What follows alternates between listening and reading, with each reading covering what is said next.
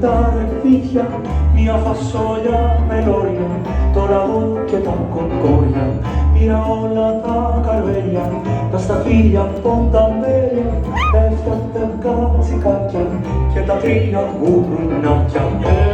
Έχουμε, σας λέω, πανηγύρια, φέρτε πιάτα, φέρτε και ποτήρια, μάγειρας, τσελέμεντες θα γίνω, κι ό,τι μαγειρεύω θα το δίνω στα παιδιά. Φέρτε τα μαχαιροπύρουνα σας και τα παραμύθια της γιαγιάς σας. Τα παιδιά να φάνε και να πιούνε και ποτέ μην κοιμηθούνε νηστικά.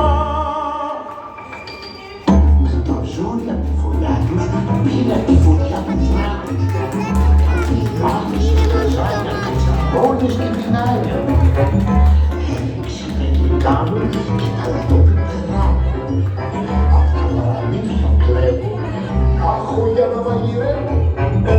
Έχουμε, σας λέω, πανηγύρια, φέρτε πιάτα, φέρτε και ποτήρια, μάγειρας, τσελέμεντες θα γίνω, κι ό,τι μαγειρεύω θα το δίνω στα παιδιά.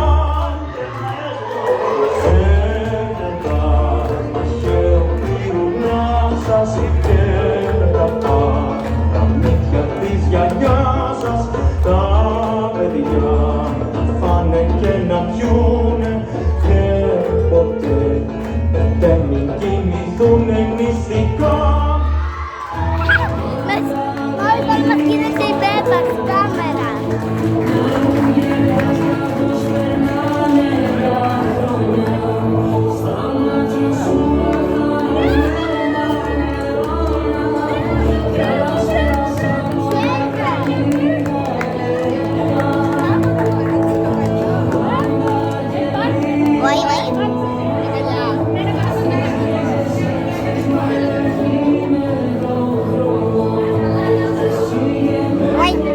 Τι κάνει η Πέπα?